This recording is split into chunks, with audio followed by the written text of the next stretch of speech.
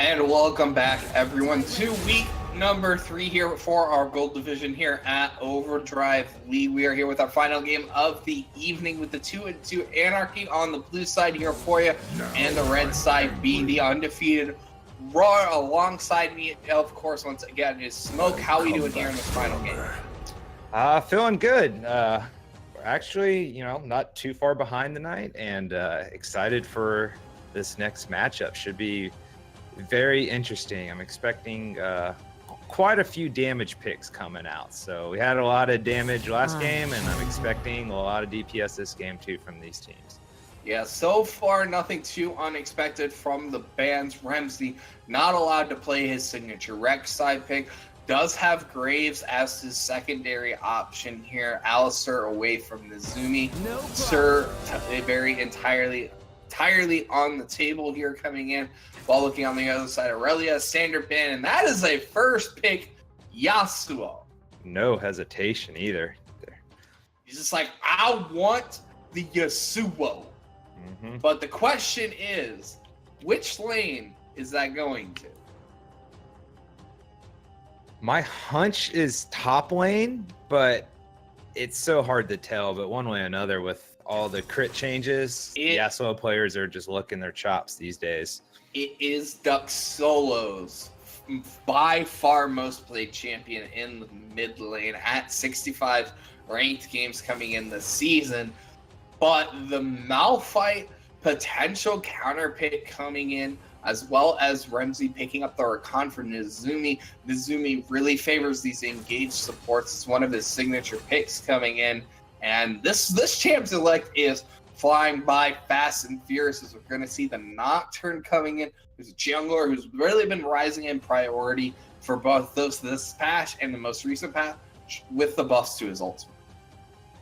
Yeah, Nocturne, very strong jungler in this meta, and I had a game earlier with the Nocturne, and he was one of the key players because the Nocturne reminds me a lot of, very similar in Evelyn, where as long as he's even or ahead in the game, he just naturally puts pressure on all the lanes just because of the ult. Same way with Evelyn with her invisibility. As long as they're a damage threat, all lanes have to always be conscious of a Nocturne flying in at all times. So just creates global map pressure by default as long as the Nocturne doesn't fall behind. Very, very potent jungler right now. And they're picking up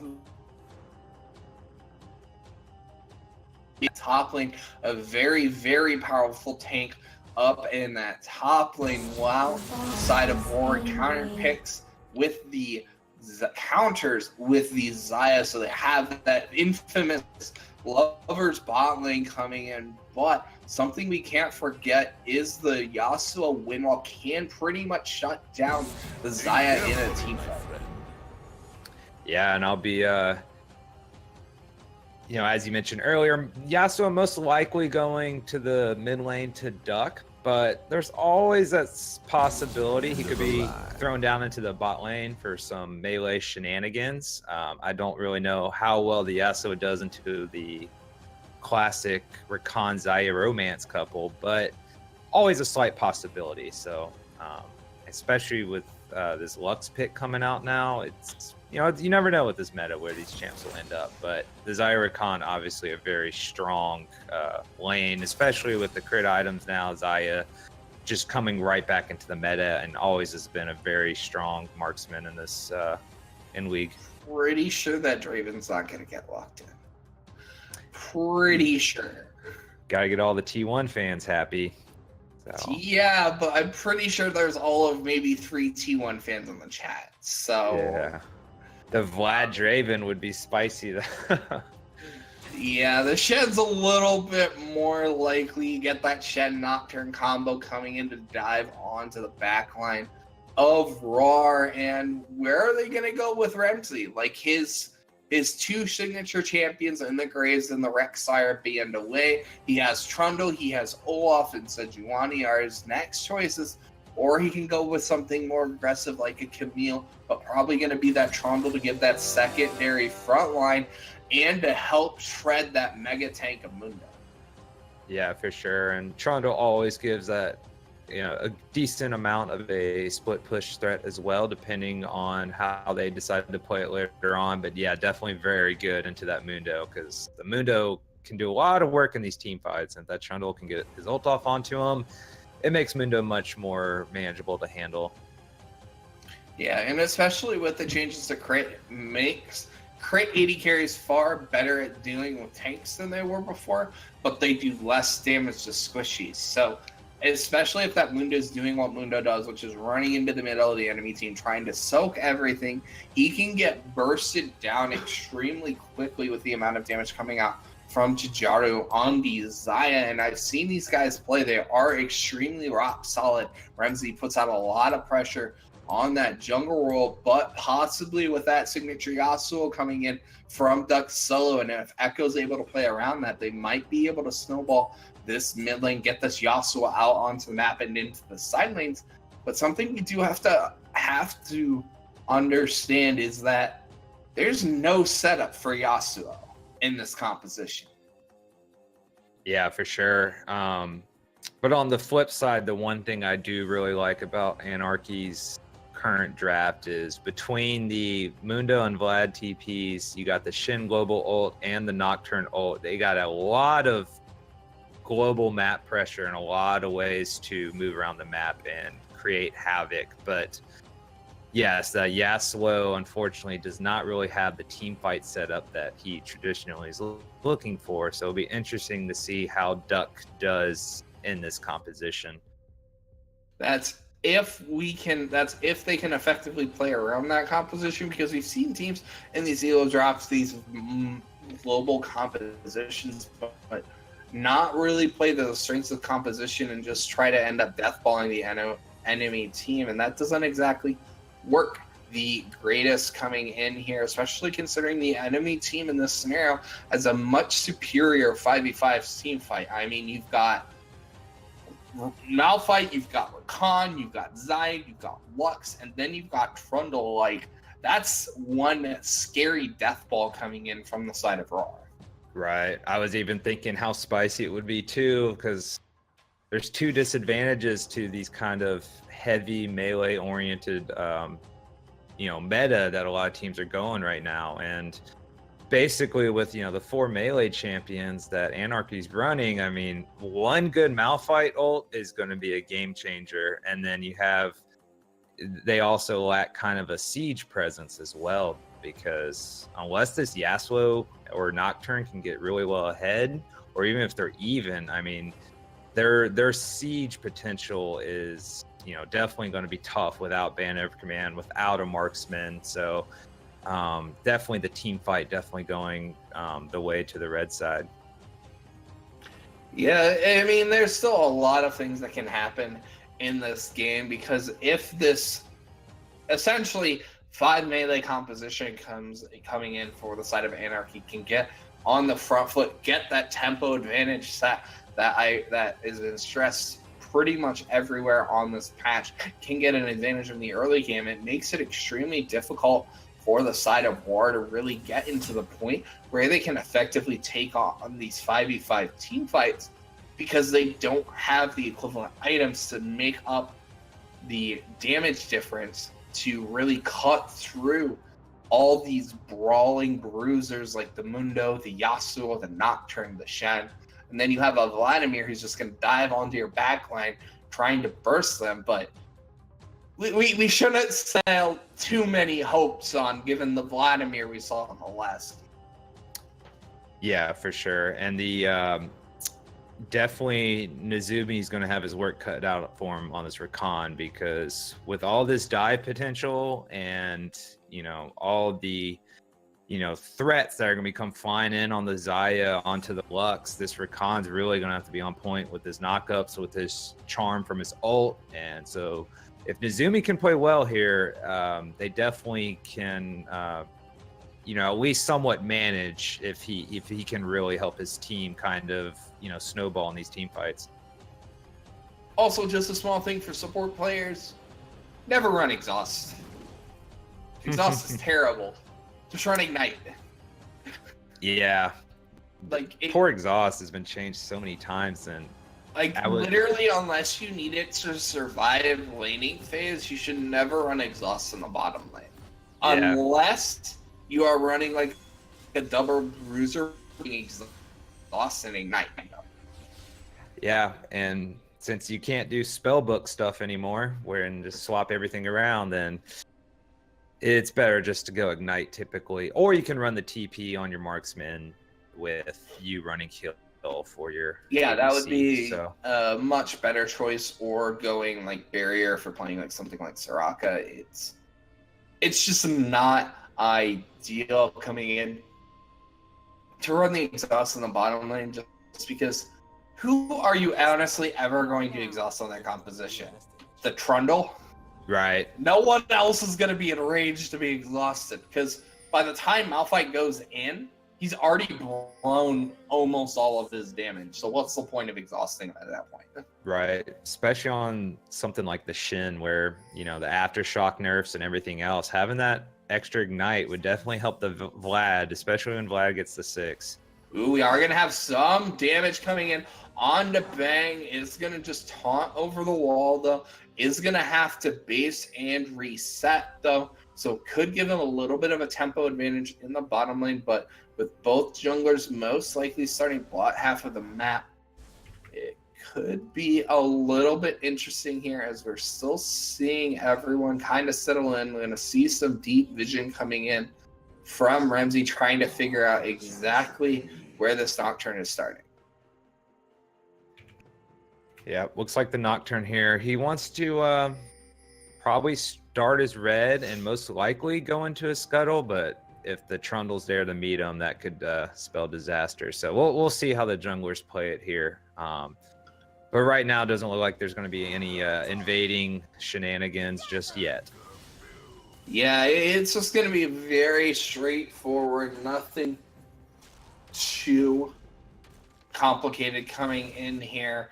And it's just probably going to be a little bit slow in the early game. We could see some action down in this bottom lane, because you can never underestimate the kill threat as Xayah Rakan have down in this bottom lane. Top lane is going to be a noodle fight, but it's primarily probably going to be hovering around this mid lane here, where a lot of the action's really going to be decided.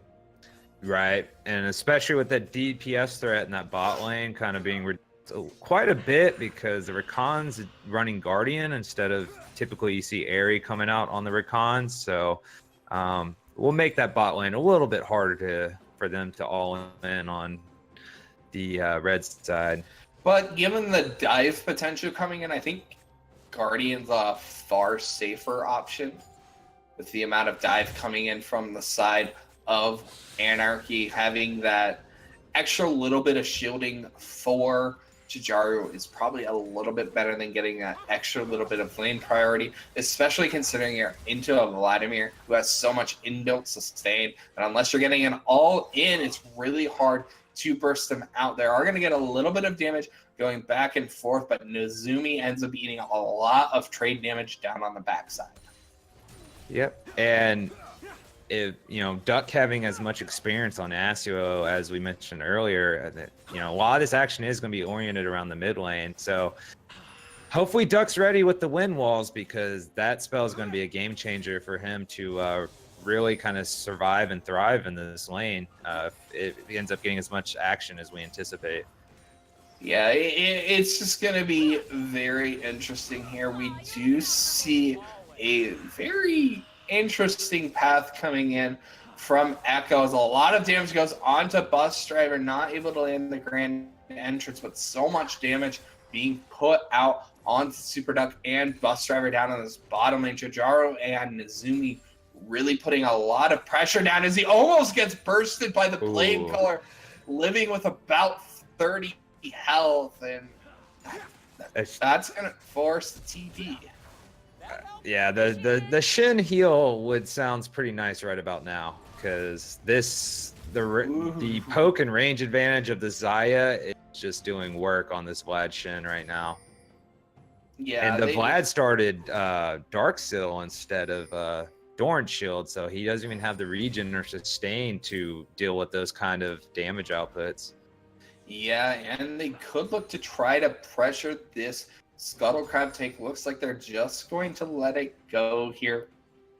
They do have a tempo advantage on their junglers as Ramsey's already gone back to base, already has his completed jungle item, while Echo still hasn't based yet, as he did an entire clear of his jungle top to bottom, but in a very roundabout pattern, to say the least. Yep, and kind of slightly interesting, I think. I mean, I play Mundo, and it's interesting to see him, going with the stopwatch here with his secondary talent tree. So, be kind of interested to see how this top lane pans out. But I think Mundo and Malphite should both be okay to farm and most likely trade evenly. It's really just when they get their ults, especially the Malphite, if he can maybe roam down mid and make some plays or help, rotate near the Rift Herald. We'll see how the Malphite kind of plays things out. Yeah, the big thing with the stopwatch is it's really to prevent early game dives onto him, because until he has that level 6, even as a taunt is going to land onto Chicharu, a fair bit of damage is going to come in. Blade Caller and Grand Entrance are going to miss on the backside. But both Chicharu and Nezumi are extremely low on mana down, and that's kind of one of the positives about the Shen Vlad is they're very resourceless outside of help. Yeah, for sure. And interesting first item choice. Ooh, but we do have a gank coming into the top lane. Matt Sadism is going to come in, trying to regen away, is trying to run away, trying to buy distance. Slow is going to come in, is going to be able to get over to the blast cone, is going to be able to disengage over towards the mid lane. No rotation from Heartshaker. Santa is going to get engaged on by Duck Solo. Ultimate is going to miss with the final Spork here. So they trade through 2 flashes for 1. And Great Jace makes a great escape. Yep. And luckily Mundo popped that ult fairly early on, because if not, they probably catch him off there. Even though he's low HP towards the end, I don't think he gets out of that if he doesn't pop the ult the timing he did. Ooh, in the bot lane. Yeah, we could see a potential engage coming in here. Taunt is landed onto Chicharu. Nice Grand Entrance on the backside play. Feathers are down, not going to be pulled back by Chicharu, don't know. But here comes the Paranoia. Not quite enough burst surge. Is going to get a nice flash into the fear on the backside. But the Blade Caller secures first blood on the backside. Chicharu, your monster. Really nicely played there by the Xayah. She hasn't even backed yet. The Nocturne had backed already, but that was extremely well played there by the Xayah with the Blade Collar and the positioning of her feathers. Yeah, and I think she was actually almost out of mana to secure that. So it was a very, very close call on getting out of that. But First Blood does go over to Chicharu, who has a CS advantage down in that bottom lane. And whenever you're running something like the Nocturne, you really need to be on the front foot with that first ultimate. Otherwise, you just always feel like you're behind in the game. Hey, yeah. Sorry to interrupt real quick, but what time do you guys have right now? Because I am just hitting 8:10. I just hit 8:10 too. Okay. I thought I was a few seconds ahead of you though, because you saw that Xayah kill a little later than I did. Yeah, I've been a little ahead of you guys for a while, so I was trying to reset it and fix it. Seems like I'm like 2 seconds behind you, but that's okay though. That gives you an extra second to get your words out, so we're good now. Okay. Ooh, but Spooderwan's not really enjoying these trades up in that top lane, as I think Jace accidentally hit his pink control word instead of his pot. That's a feels bad, man. That's why I always put my pots on the same thing every single time. That way I never make that mistake here. And that First Blood actually gave Chicharu enough damage to get that early executioners, as Bang is going to eat so much damage on the backside. Quickness doing so much work, but he is able to get out with the flash taunt. But that's all summoners burned down in that bottom lane for no summoners in trade.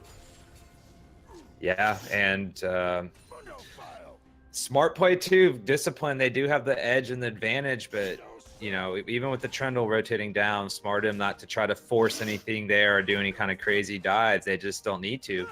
They're slowly clawing themselves a lead, and I really, really like the Executioner's pick up here by the Xayah as well. Yeah, that extra gold from the First Blood really helping her out because it is going to negate a lot of the overall, over the course of the lane sustain coming in from the Vladimir. And especially if he ever tries to go in with that Hemoplague, he's not going to get the level of sustain that he really needs to. Yep, and if Mundo ends up making any kind of T plays, very against the Mundo too. So two champions between the Mundo and the Vlad where that limiting that healing does a lot of work. Taunt is going to land onto Nezumi, but they are just going to kite it out. Paranoia does get proc, but not quite in range, but it is going to get on into Chijaru. But Featherstorm is going to come, and Nezumi is going to get bursted by the Hemoplague on the backside of Chijaru, not able to return the kill on the backside. Final Spark getting traded, not quite enough damage coming in to solo out Duck Solo in the mid lane, but they get a kill back with that second Nocturne ultimate. The Malphite ult. Ooh, Mundo's low, but he's tanky enough to get out of there. But Malphite's ult's going to be down for a good 2 minutes. Unstoppable Force, 130-second cooldown. So if any kind of TP plays come out or anything like that, where both top laners try to do something, that critical ult's going to be down. To be honest, as a Malphite, you should never TP if you don't have ulti. Otherwise, you don't do anything as a champion. Right. It's one less option they have, him going with that solo ult there. So just something to keep note of, and especially if they're going to try to put some pressure on this Yasuo, because right now he's farming evenly in the mid lane, and you know, Yasuo's, you want to contain them somewhat if you can. But I mean, he does have a lot that he is going to have to deal with in team fights. Like, he's got the attack speed slow coming in from the Malphite. He's got Trundle Pillars. He's got Recon ultis and knockups. He's got roots from Xayah, roots from Lux. Like, there's a lot he has to deal with in team fights in order to be well and truly effective here. So it's not like he has 100% free reign, even if he's getting the necessarily gold so far in the early game. Right. And that gank bottom where they were able to bounce back with their first kill of the game, that Nocturne was able to, after failing that first ult, able to come back and at least get some assist gold after that first failed ult. So, as you mentioned, that first ult, super important, but at least he's finding ways to make up for it and keep himself relevant in this game. Yeah, Heartseeker getting a little bit out of position, ending up getting caught out by Duck Solo and Echo, getting off a gank without a Paranoia available. And whenever you can get a gank like that off as a Nocturne, it just makes you get to your important items all that much faster. Though I do somewhat question the choice of Blood Razor. Jace getting forced extremely low. Nice stopwatch coming in. Fear's going to come in on the backside as Echo secures another kill. Really well played there by the Mundo, and great job by the Nocturne to follow up. Yeah, they're going to try to pressure down this top lane tower right now. It is rather high on HP, so I doubt they're able to force it down. I would like to see Remzi rotate down to the spot lane to try to force down this tower down in the bottom side of the map. Use your tempo advantage while we do have a rotation coming in from Duck Solo to try to hold this tier 1 down in the bottom lane.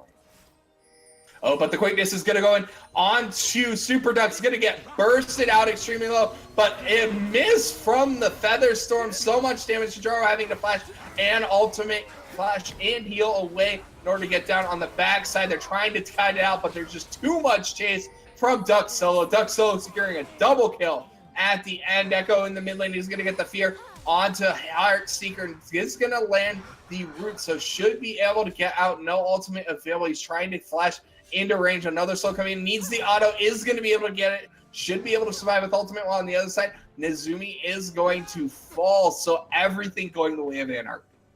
Yeah, big fight there. And usually when you dive, a lot of the minions are dead under the turret, but Duck Solo there had plenty of minions to slide around and dance around down there on the bot side and just totally counter ganked that attempt by the red side.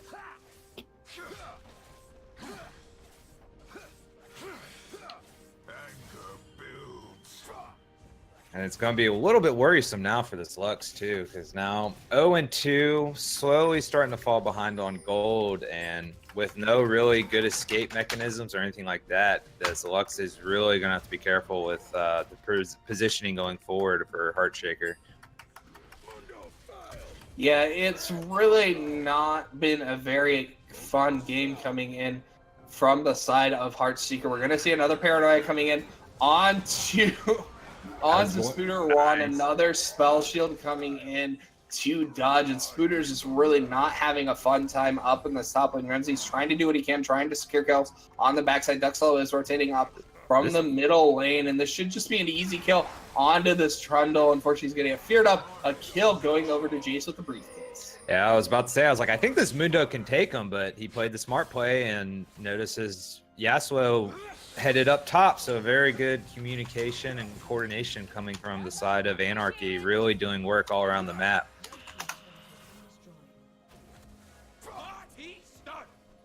Yeah, so Rawr, despite having the superior record coming into the game, are not really to eke out a lot of advantages here early on. They do have the better scaling composition overall, but they're really behind in this early game, which is really where you don't want to be with the status of the game.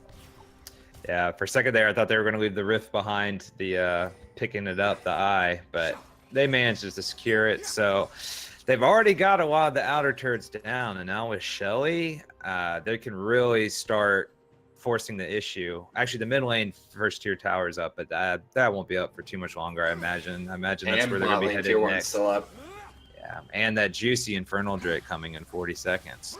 Yeah, that's going to be the big point of power, and I think that if I am Rawr, I just concede that tower down in the bottom lane, that Infernal, because you can't actually effectively contest for it because you just don't have the item spikes necessarily coming in. Nezumi is going to narrowly avoid getting taunted up by Bang there, so very, very narrow escape here. This tower clinging on to very stiff breeze would kill that tower right now, but trying to keep that tower up, extremely interesting first item, by the way, on the Zaya. The more I think it's just what she had available. Yeah, I think so gold. too.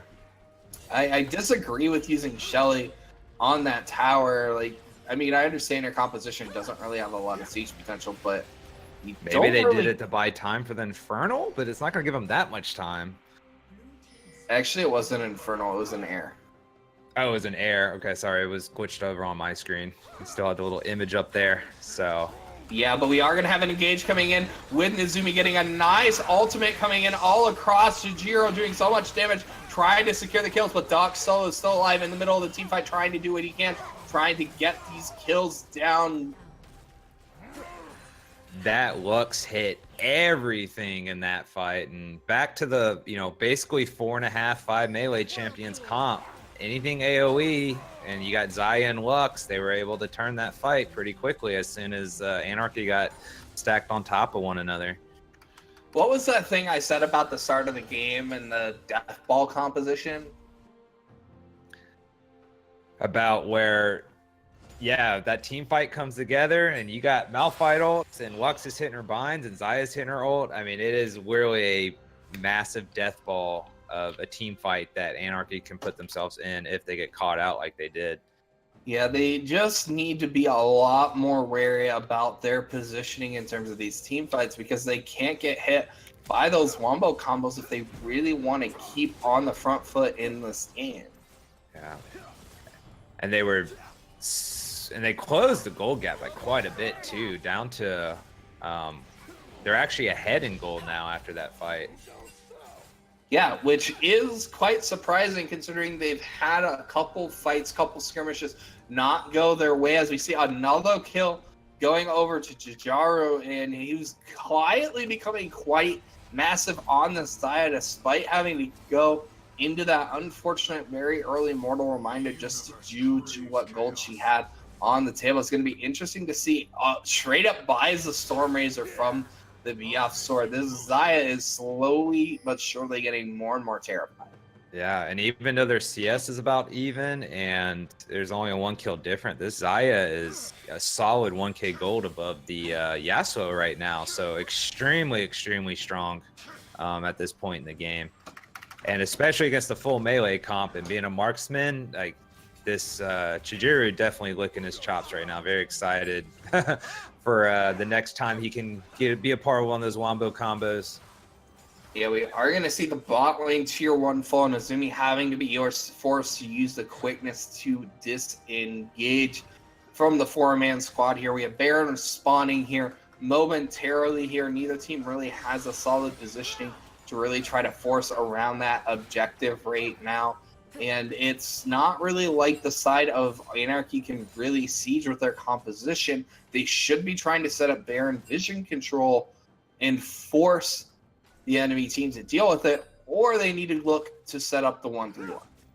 Yeah, the red side's starting to get some vision control now, but I was just actually looking at the Fog of War on my end. They really had no vision beyond their tier 2 turrets, so definitely need to push out and get vision control as a unit, because one thing they've definitely learned in the early stages of this game is... Ooh, Nezumi goes in with the grand entrance, but it is just haunted away. A lot of damage going on to Jay's lane. Root is going to land.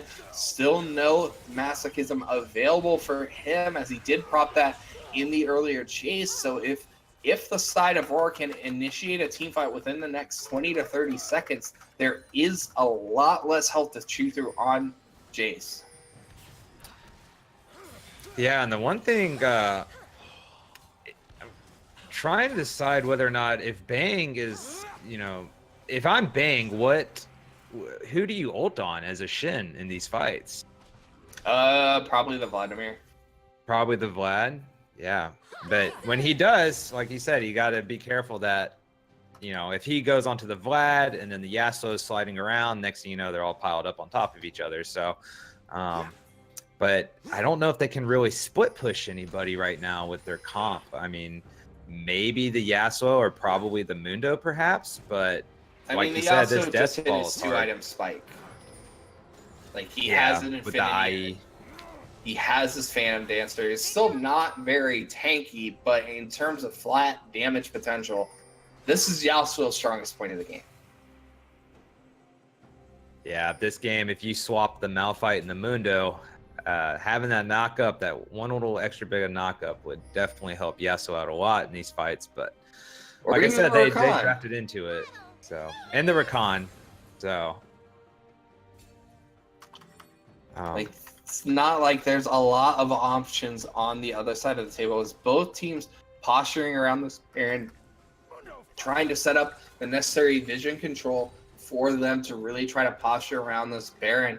With Super Duck down on the bottom lane, does have his teleport available. Tiller's going to come out. Knockup is going to land onto Jace, going in with the mask, but there's so much damage. That is not a tanky Mundo with nobody else around.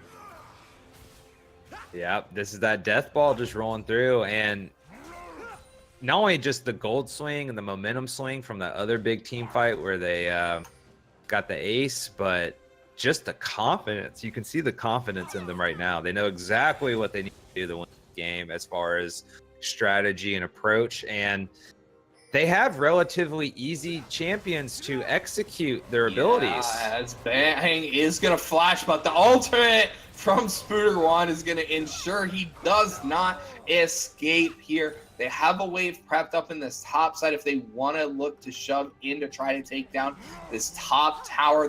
But there is a lot of initiation still on the table for the side of Anarchy. They do need to be extremely careful. Slow is going to land, knockup is going to land on the Duck Solo, but the final spark goes wide left, but so much damage going on to Jace. But we have Echo in the backside trying to solo out to Jiro. Is able to secure the kill, but trades his life for it. Spooter One securing the kill on the backside, but all in all, you take out the 80 carry, you stop any siege. I saw the Nocturne go in there, and I'm like, this guy's either going to look like a genius or people are going to be scratching their heads. But taking out the Zaya Dare totally shuts this down. But the fight won't stop, as the sadism is going to get popped by Jace, trying to continue the chase onto the enemy team. But Nobody else on his team seems super eager to continue this chase, as it looks like it's just going to end all in all with that 1-for-1. There is a slow pushing wave down on the bottom side of the map that Rawr will have to deal with in about 1 minute 30 seconds that they're going to have to deal with, and that's going to be a potential window for Anarchy to try to secure this Baron. Yeah, and with that, this with all the objectives and the Barons and the Mountain Siege going on, it's going to make this Mountain Drake even more so critical. So I anticipate possibly the next fight going to be oriented around that Mountain Drake, but it could just be Baron vision control, and these teams like the fight, so we could see another fight just because of vision. We could see a repeat of last game where we saw one team do the Baron and the other team do a Mountain Drake. Oh yes, and hopefully the red side is ready for that, because Anarchy could definitely turn around and sneak it against Rawr, but I think Rawr is prepared for that possibility. Or they're just a little bit less eager to go for it. Then in the previous game here, I do want to... Yes, I'm still not a huge fan of this Nocturne build coming in from Echo. Yes, I know it's working for him, but like on-hit Nocturne doesn't really work the greatest. Yeah.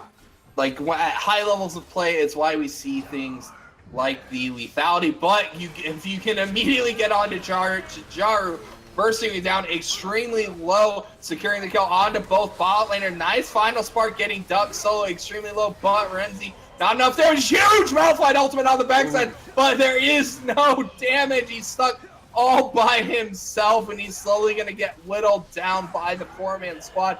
This should be the Baron coming in for the side of Anarchy if they choose to go for it, but it looks like they're just going to opt into shoving due to the low health bars and so onto Super Duck and Echo. Yeah, just very unfortunate there. Like I said, the team fight ability of Rawr is extremely powerful, but when they're not all 5 together, it can turn very badly very quickly, especially when you don't have any kind of peel for the Xayah outside of the Recon, and obviously Malphite not being there. Definitely made that whole fight go out of There's a control. certain item in the game that Jaru can buy that'll buy him enough time to survive a Nocturne ultimate. It's called a stopwatch. Right. And then hopefully a GA. Yeah, and then a GA, but no, we see another null magic mantle, and it's tilting me. I mean, yes, you can QSS the fear, but you're already eating like 70% of your health before the fear even finishes, so. Yeah.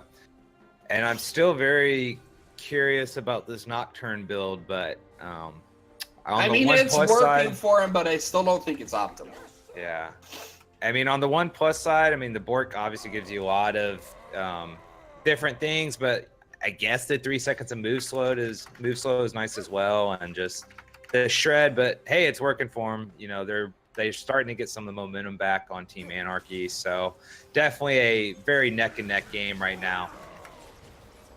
Yeah, here comes the Baron. Yeah, they are going to set up and start trying to burn this Baron down. We do have vision coming in onto the Baron on the side of Anarchy. Can they get in for a steal potential, as Superbeck is a long ways away? There's so much damage coming in. Huge amount of Malphite ultimate coming in, but Chijaro's getting bursted out on the other side of the map. There's no damage left on the side of Rawr. Can Renzi secure the fight out in the end, as Superduck has so much damage he can't get into range onto Super Chase? Gets the chomp down, but he's so tanky on this Mundo. Does get the kill in the end and is able to get the flash away. So it's a 4-for-4 in the end at Baron, and Baron still is on the table. Yeah, and Chijaru had everything he wanted there as far as time to auto and get his feathers out and E and everything. But I think without the IE, he's just not able to tear through Anarchy as well as they would hope to in these team fights, because he definitely had plenty of time and a lot of feather AoE there to get his damage off. Just wasn't quite enough. He has enough gold for stopwatch, and he still doesn't buy it. I don't understand. Yeah, it's a very I don't know. Especially if he decides to go Merc Scimitar before he gets his IE, then I really worry because they need his damage. Because the only thing he can QSS is the Nocturne Fear. Or he can technically QSS the knockup from Yasuo Tornado if he has Flash. He can then use Flash to get away, but I feel like Stopwatch is so much better because you also can't QSS Vladimir ulti. Yeah, and I mean, I think IE, you got to get an IE here, but I mean, honestly, the QSS, like, I would rather have a lifesteal item on the Xayah at this point than a Merc. So, very interesting build. We'll see how it pans out. She does have Fleet Footwork, which at least gives her a little bit of lifesteal. It's not a great amount, but it's at least something here. But you're getting later and later into the game, and as much as I really like the composition that Anarchy, that Rawr has drafted for themselves, they're really not protecting their carry. No, not at all. And the Malphite, you know, once again coming in late with the ult. Incredible ult, but like I said, when the damage is dead, it doesn't really do much good. In that case, as we're going to see more and more Vision Wars around this Baron here, and neither team's really been using their teleports very well. Like, Jace has literally been sitting with his team for like the last 5 minutes. And I feel, to be fair though, like for the past 10 minutes, both teams have basically stacked up as 5. So, you know, I wouldn't mind seeing this Trundle doing a little bit of split pushing here and there.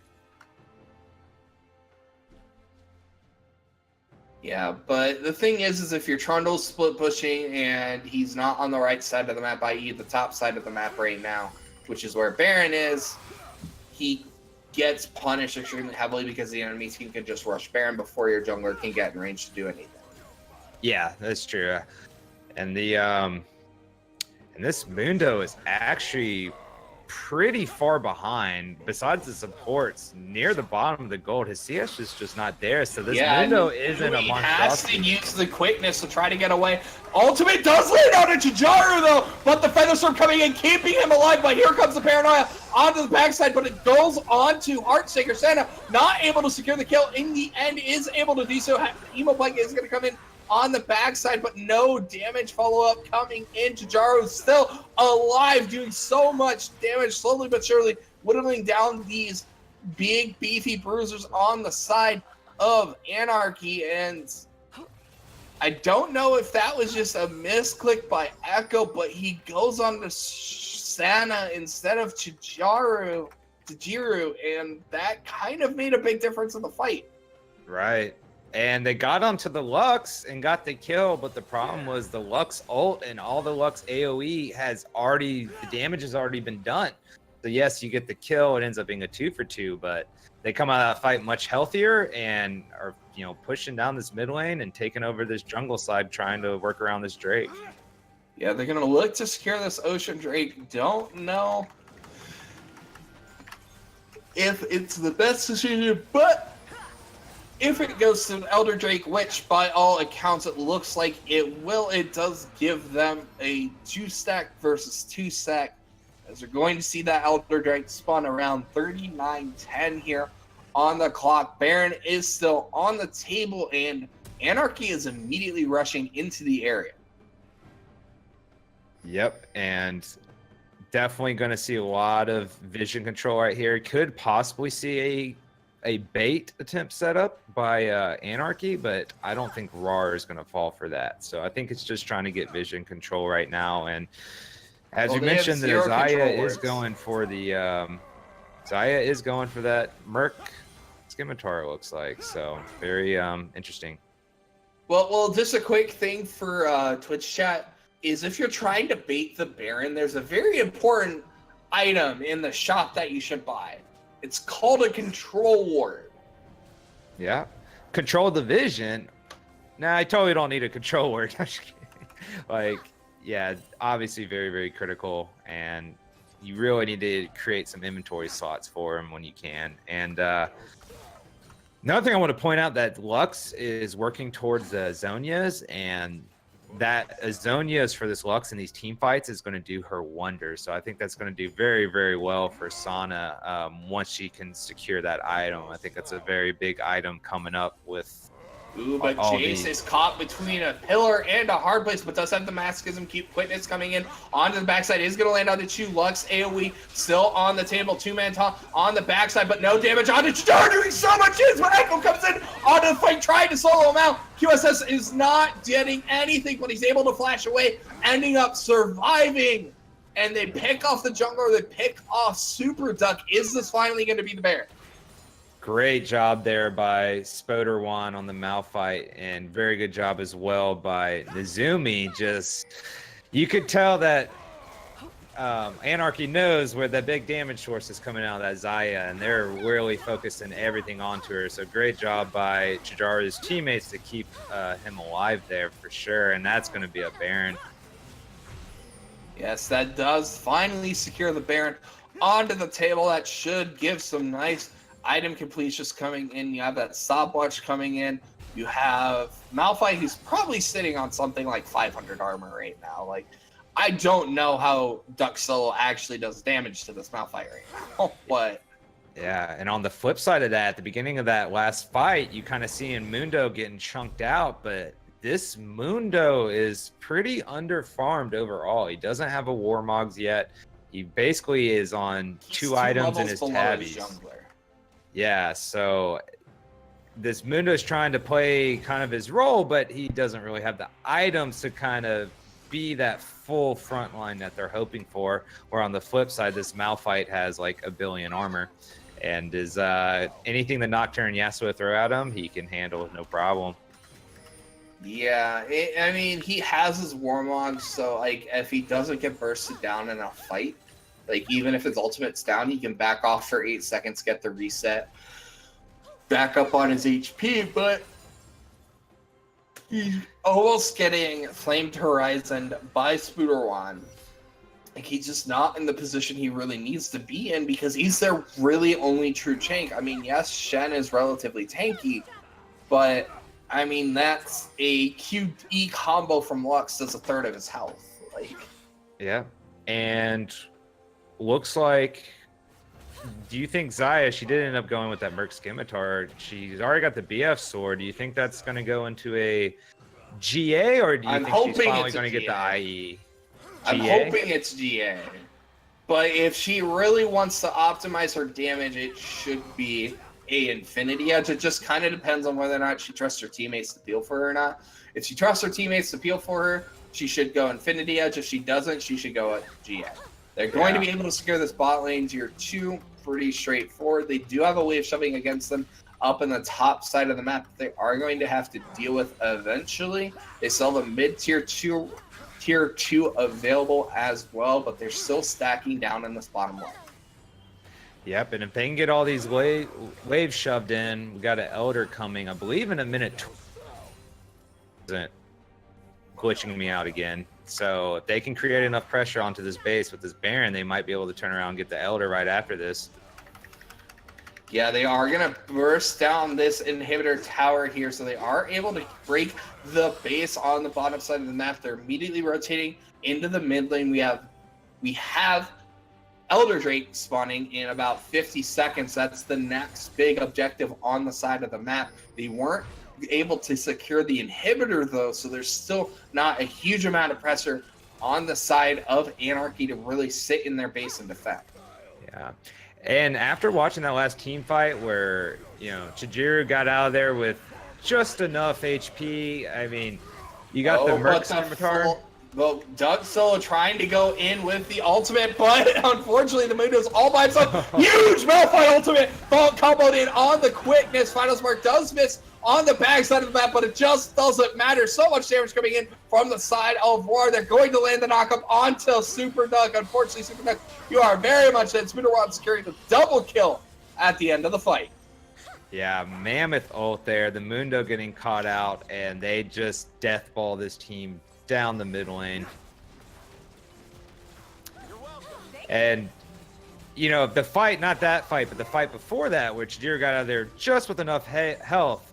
I kind of understand the Merc Scimitar. Now you have the Mikhails pick up afterwards. Like, if they can just keep the Xayah alive, the Malphite ult and Xayah is more than enough for them to win these team fights. Yeah, unfortunately, Nezumi goes a little deep. Chijaru is going to fall to Duck solo on the backside of the team fight. Shen Ultimate coming in, buying a little bit of time. We do still have the... but Spooner just doesn't care. He just essentially 1v1s the Yasuo. Duck solo just doesn't Bags care. just running around. We do have Jace up in the top lane on the Mundo with a massive minion wave trying to get an inhibitor back for his team. Should be able to do so with the amount of minions he has there, given the fact that nobody's currently in the base for another 20 seconds. Hey, at least Mundo's pulling something out of nothing. Really, really nice play there to at least keep the game going. And, you know, as the top inhib is still up for Anarchy, that's going to at least buy them some time. They're still might lose this Elder, but they should have enough time to get over there and contest it. These death timers, 19 on Yasuo, 10 on Shin, they should be able to get over there in time. Yeah, but Echo does do a bunch of damage and can tank this for ages, but he is all by himself doing it. We do have Jace rotating down there, are going to be able to just burst it down. They bought enough time for Echo to do it. They don't have a lot of combat sets, but they are going to be moving extremely quickly in these team fights, which, given the fact that they're essentially 5 bruisers and 4 bruisers and a Vladimir, it's not the worst case scenario.